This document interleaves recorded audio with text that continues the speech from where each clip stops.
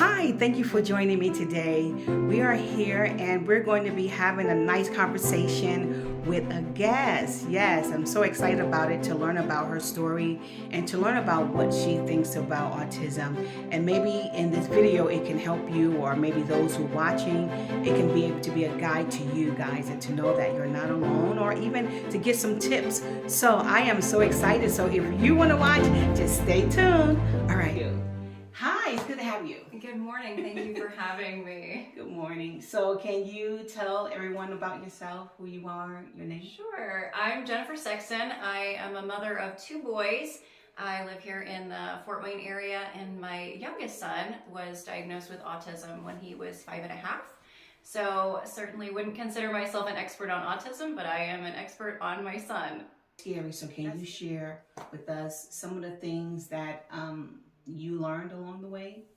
Absolutely. One of the things that really has helped me the most to understand autism as a spectrum and visualize it, and then to be able to describe my son to people. A lot of people, when I tell them I have a child with autism, they say, "Oh, is he high functioning?" And I'm not easily offended, but that term kind of rubs me wrong. Not offended, but it's not a good term. There is no, in my opinion, no such thing as high functioning or low functioning. But the way it was described to me that was so helpful was, if you can think about a soundboard that has all those different dials on it, and I don't know what any of that means, but you move them up and down for all of these various little intricacies of a sound production. And autism is like that. So there's no high functioning or low functioning as a whole. It's different pieces. So my son is very high functioning in some areas and lesser functioning in other areas. So is he high functioning as a whole? I don't know how to answer that. But thinking of it as that, those sound dials helps me to better articulate, I think, how he is. So it's a communication disorder, it's a social disorder, and so he communicates well in some ways, but understands communication differently than a neurotypical individual might. So a little high functioning in some areas of communication, a little lower in some, and then socially he's a social butterfly when he wants to be, but it's kind of on his terms. If he finds someone who will listen to him talk about whatever his current interests are, he will talk your ear off all day long. But if you try and change the subject, he'll say, "Okay," and then he will turn it right back to what he was talking about before. So not the best in that back and forth conversation. So that is somewhere where he's a little lower functioning. Okay. I like the analogy you gave, because you're right. Even working as a registered behavior technician, we have learned that, okay, you have the high functioning and the low functioning. So I like the aspect of what you said about that soundboard, because it's so hard, and a lot of times we always like to put labels on children, or when a child may have a challenge, and we like to put these labels on them. But I've learned along the way that each child is like your handprint, your fingerprint. Everyone is different. Right. And so what may work for one person may not work for the other, and how they function is different. So thank you for sharing that. One of the other things I want to ask you, as far as with your son, have you found anything that was helpful for you? And I had mentioned that sometimes when parents, they find out that their child have autism, some get scared, some don't know. They don't know what to do. And so as a parent who have a child, and I always say child because that's what they are first. Right. They're a child. As a mom, what have been, let me ask this, what have been your struggles?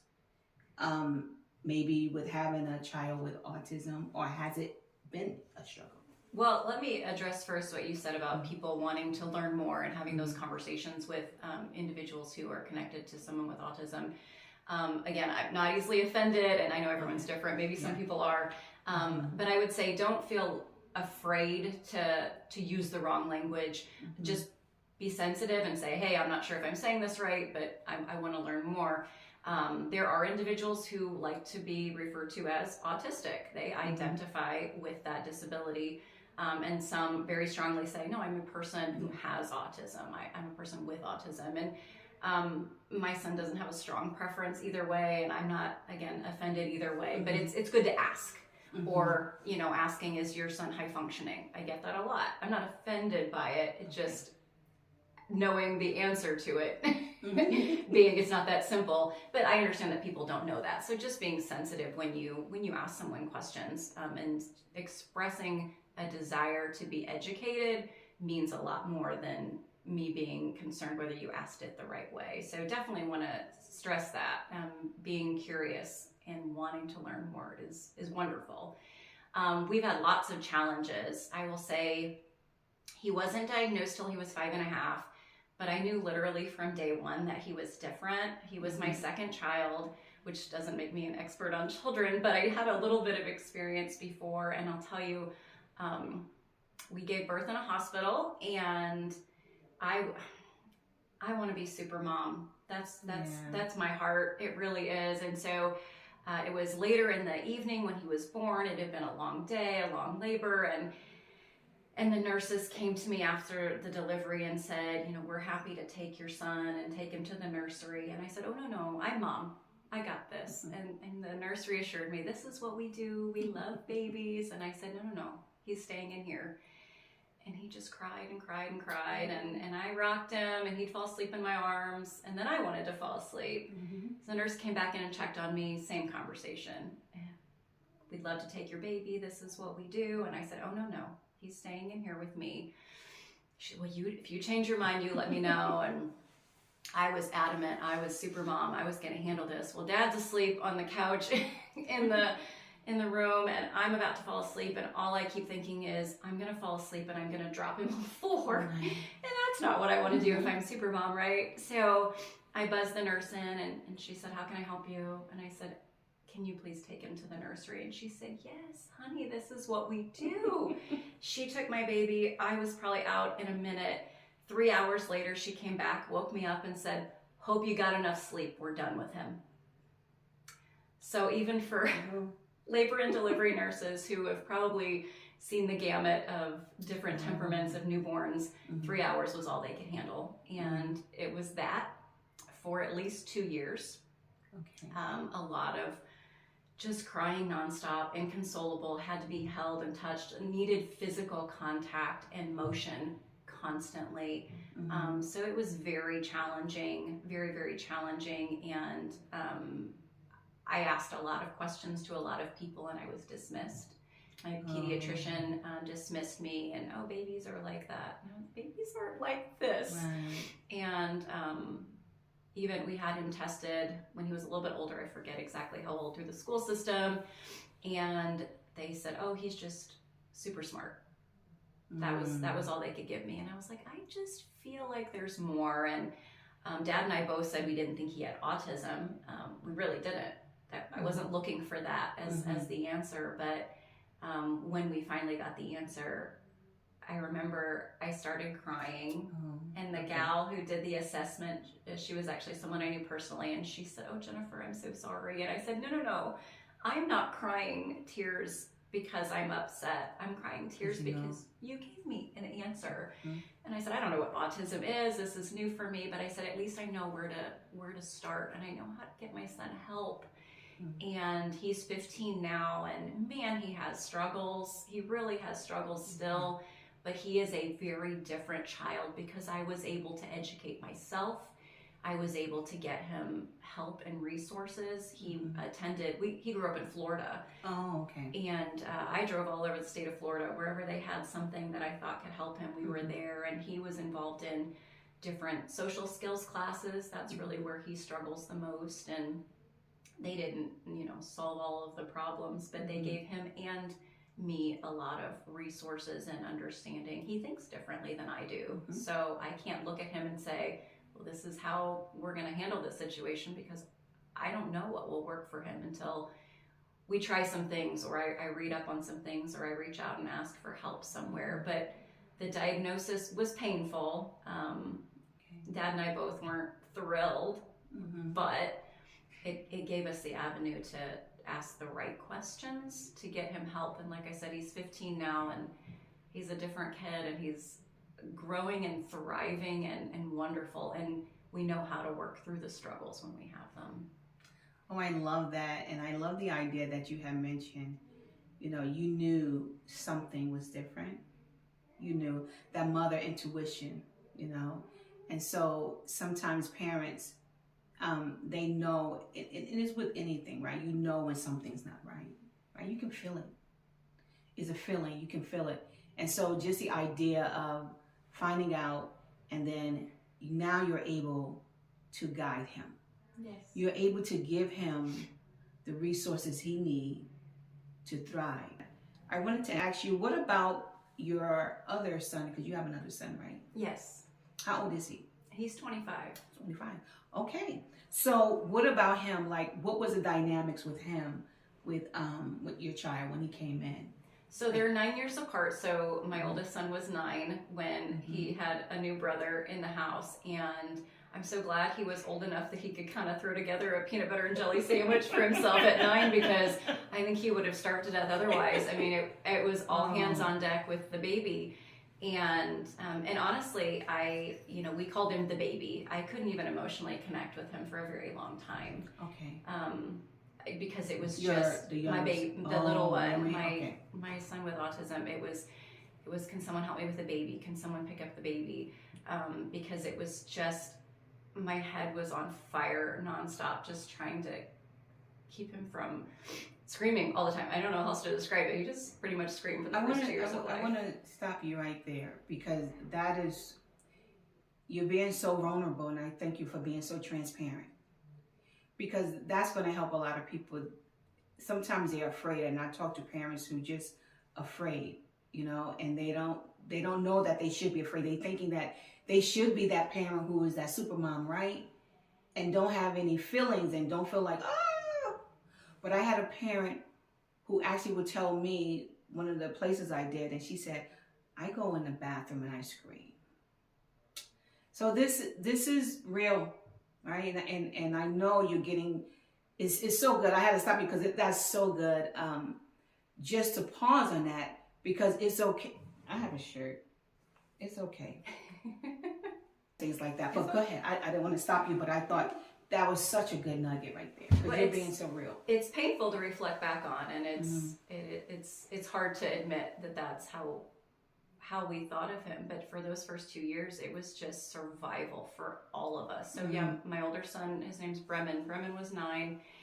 And he actually, he's married now and just recently became a father himself. Oh, congratulations. And I know he's had some internal struggles as they were expecting this new baby, because what his experience with a newborn child was not a good experience. It was not a good experience. And and so I know he was on edge. Their baby is wonderful and a little easier to manage. No baby is easy. Right. That's probably never the right word.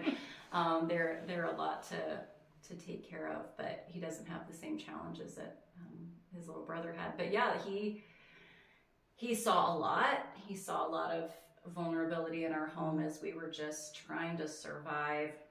And Dad wasn't home. Dad worked out of state, so Dad wasn't home most of the time. So it was just us. And again, 9 years apart, so they were never close when they were little, just for all of the reasons. Right. I don't know that the disability had anything to do with that. They played together some, but just the age gap was so large that when my oldest was into Legos, the youngest was eating them, right? So they didn't really share that. And once he moved on to newer interests as a teenager, then the little guy was into other things. And so when they were little, they weren't really close. They got along fine, but they weren't close. Now that they're older, so I have a teenager and a young adult, they've actually grown into some of the same interests, and they're crazy close now. So we're in Indiana, but my older son lives in Florida with his family, so they call and text each other. And my teenager, I know most teenagers are really into texting all their friends. My teenager's not really that guy, but he is with his brother. And so they've gained a closeness as they've aged. That's wonderful. And Big Brother is very protective, which I just love. He needs that. He needs someone that's looking out for him. And So it worked out, but yeah, he got to experience, my older son got to experience those same struggles because he was old enough to really be cognizant of it. And I want to say he helped out. I don't remember if he helped out or not. I don't know what helped out looked like back then. It was survival. Right. So how did you balance that, or were you able to balance it? As far as I know, when you have an individual or a child who has autism or on the autism spectrum, right, or neurodivergent, a lot of times you have all that attention going to that individual because that's what they need. And then the child is looking back, your other child may be looking back. So how did you manage to balance that out, or were you able to do that? No. I guess no. I don't know that balance was ever a word I would use to describe those early years. It was, you take it one day at a time, and you try and check the boxes. Did we eat today? Is the laundry at least caught up enough that we have clothes for tomorrow? After Desmond, my youngest, was born, I was finishing college, my undergrad program, and I honestly don't remember how I did that. I've tried to maintain a career while having children, and Desmond got kicked out of multiple daycares. He got kicked out of preschool. We had struggles once he was in public school. I mean, there was one time specifically I thought I was going to have to quit working, but there was no one that could handle him. When we were in Florida, when he was in school, I worked regionally, so I was in multiple counties, and I would get a call from the school saying, your son just destroyed the classroom. You need to come pick him up, and you need to clean up the classroom. And I'd say, well, I'm 2 hours away. Yes. I'll be there. And I would drive 2 hours back from wherever I was working that day, and I would help him clean up the classroom, and they would give me the report of how they had to evacuate all the other students for their safety. And they would ask me, these poor teachers, they did the best they could, I know, but they would say, well, how do you handle these kind of situations at home? And I said, we don't have these kind of situations at home because there are just 4 of us. And it's a calm environment. School is such a stimulating environment for him, and he's with all these other little boys that have similar challenges, and they kind of feed off each other sometimes. I said, I don't have a clue what to tell you. And even if he did those things at home, I don't know what I would do if he did. So yeah, there was no balance. It was survival for a very long time. We moved back to Indiana. We're originally from Indiana. We moved back here 4 years ago, and it's been night and day since then. It's a different environment for him up here, and it's just me and him now. Okay. So I think we've removed some additional family challenges, and so our home is more peaceful, and he's a more peaceful kid. He's not destroying any classrooms up here, thank the Lord. Our home is much more peaceful. So some of it, maybe I'm sure was external things, not just his disability. And I never want to solely look at his disability and say, this is the reason that whatever happened. But we have a little more balance now. Some of that I think has been time and maturity for him, the resources he's been able to access. And like I said, a more peaceful home environment for him to start out with. And I'm a very laid back person, so very go with the flow. This kid says the most off the wall things, and I'm just like, okay. I posted on Facebook. He cracks me up, but yeah, it's very much one day at a time. Good. I know this is so helpful and so good. Thank you for sharing. What are some of the takeaways that you have learned because it's 15 years. You said you're not an expert, but actually you are. It's been 15 years, and you look amazing, and you're so calm, and so what are some of the takeaways that you can offer parents who may be watching and saying, wow, this is a super mom right here, and I don't know if I could be a super mom like her? What are some of the things that you can offer to them? Well, I want to address that. I do like to think that I am a super mom. I had told one of Desmond's teachers one time when I first met her, I was trying to reassure her that I was there to support if she needed anything. So I was telling her, I am the world's best mom. And she gave me these crazy eyes, like nobody says that. So I was telling Desmond afterwards, I said, I was telling your teacher I'm the world's best mom. And she looked at me like I'm crazy. And this was his response. He said, you're not the world's best mom. you're the best mom for me. Oh. So yeah, again, posting that on social media. Yes. He cracks me up. One of the things I think, I'll say two things that will stay in my mind forever. When he was younger, we tried to teach him how to tie his shoes, right? Like, I think there's some expectation in our society they should be tying their shoes by the time they start kindergarten or something like that. And we just weren't getting there. And one of the gals that worked with him pulled me aside one day and said, Jennifer, there are all kinds of shoes you can wear that don't require laces. It is not the end of the world if he never learns to tie his shoes. There are other more important things that Desmond needs to be working on right now. And that really resonated with me. And Dad and I didn't even attempt laces on shoes until I think he was 12. And he picked it up real fast. So he can tie his shoes now. Right. But I was so focused on these ridiculous, arbitrary milestones. There's no reason. I'm wearing boots today. I didn't have to tie any laces. Right. I wear boots every day. He wears slip-ons a lot of the time. That's what I wear. Right? So I was focusing on the wrong things, and I was grateful for someone pointing that out to me. And then the other thing that I did early on, like I said, he just was inconsolable for so many of the early years, and he liked predictability. So if I said, we're going to the grocery store, and then we got in the car and I said, oh wait, we're going to stop at the library first, he would lose his mind and it would be the worst day ever. And so I used to really try and buffer him from things like that. I really tried to shield him from life. And I thought, I don't know if I thought I was doing him a favor. I know I was protecting my own sanity. How about that? I'll say that. I just knew that if we told him we were going to the grocery store, we're going to the grocery store. And if we need to go to the library, we're figuring that out later.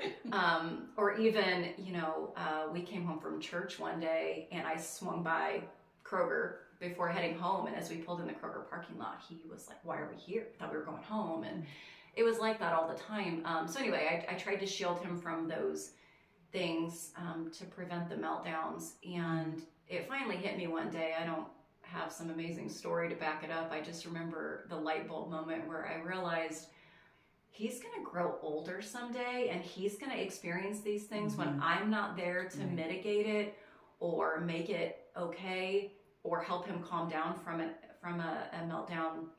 He's going to have to learn that life does have challenges. You are going to have to change your plans for the day. That bad weather or sickness or anything can upend what you thought was going to happen for your day or life. And I wasn't doing him any favors. And so I had to back off from that. And just my job as mom isn't to protect him from life.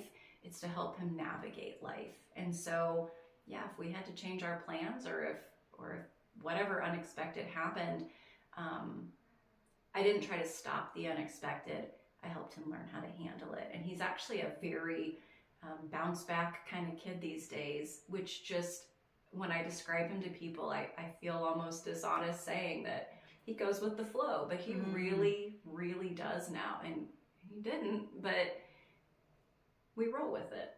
That is really, really great to hear, because I know a lot of times with guardians or parents, sometimes they try to shield and protect, right? Because that's what a mother hen does, right? You protect and you shield. But one of the things that is really on my heart, has been on my heart, and the reason why I started partly Whimsical, is because of the parents who came to me and cried on my shoulders. And what I noticed was, I said to myself, okay, God, what is going to happen to this child once these parents are off the scene? Because there's going to come a time that they may be off the scene. Now, are these children going to be, or young adults, able to cope? So I love that you mentioned that, because that's a whole part of it. And I know it may be hard for some who may be listening, like, oh, I want to shield. But I love what you did, because you said now he kind of adapt to so many things. Had you not done that, that may have been a different story. But now he's able to adapt, because life is life.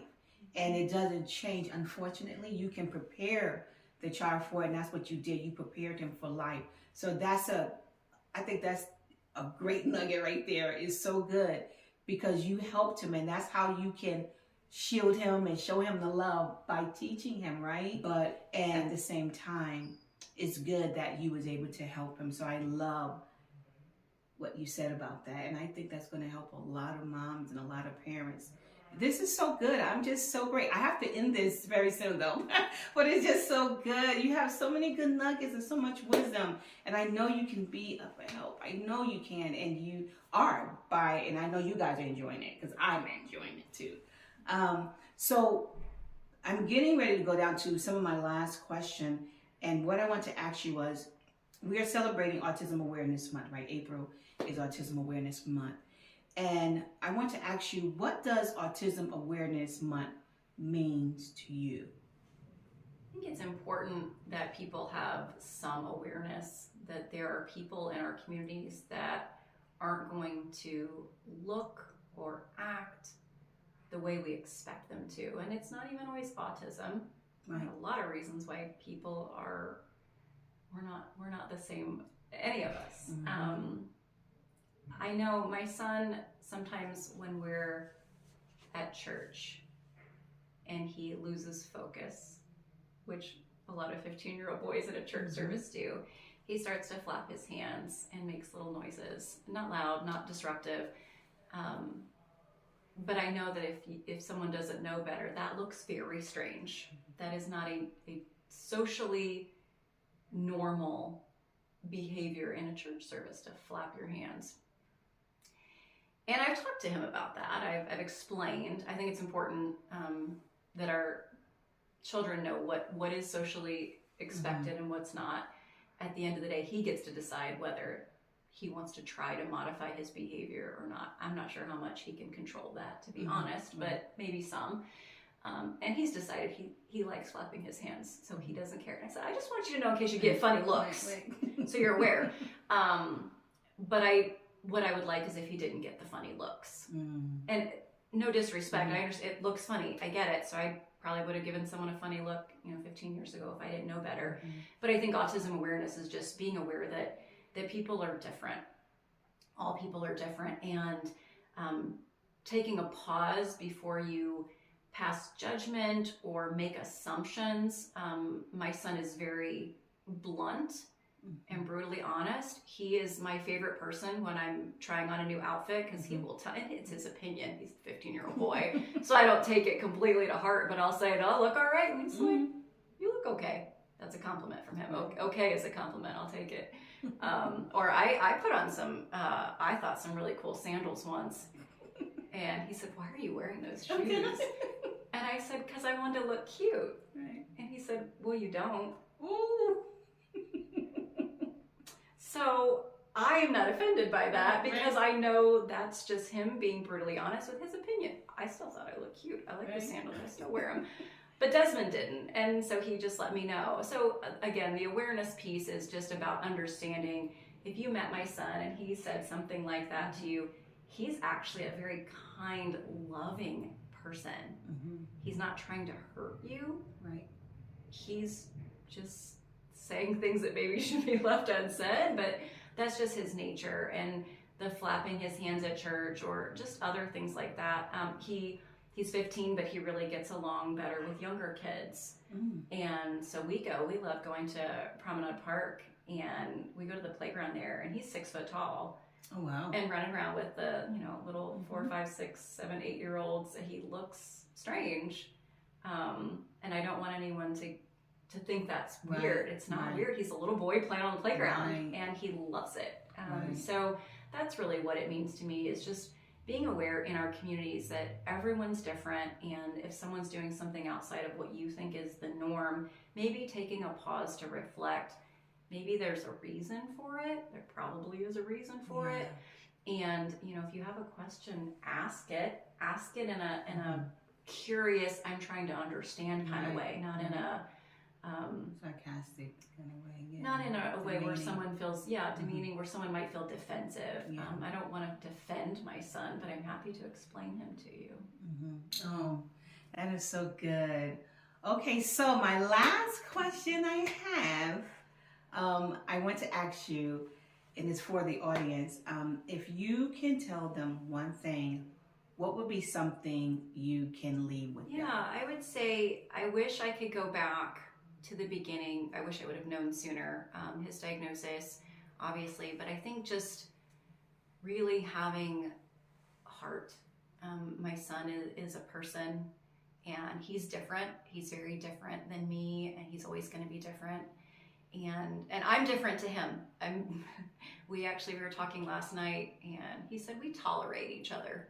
And I said, I kind of think it's we love each other. And he said, no, we tolerate each other. And I said, no, we love each other. And he said, well, we tolerate each other because we love each other. So we just are going to agree to disagree on that one. But he's different, and that's fine. And he just needs love. And if I were in his shoes, I would want love too. And with his social challenges, he doesn't make friends easily, doesn't keep friends easily. He can be kind of abrasive at times, and just he does his own thing. And he deserves friends. He deserves love just as much as anyone else. And so I would say, if you have someone in your life that has autism, make sure you look at them through the lens of love, not just that you're tolerating them, that you love them. And if you don't have someone in your life, but you're meeting people, try to look at them through the lens of love.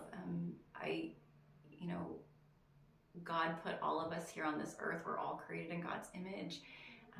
God loves all of us. And so if the God that created me loves my son, then I want to look at him through that same lens, even when he does things that I don't understand, or things that frustrate me, or things that create challenges in my life. He's made my life challenging, but my heart isn't to hold that against him. My heart is to see him as someone who needs help, and that God put him in my life for a reason.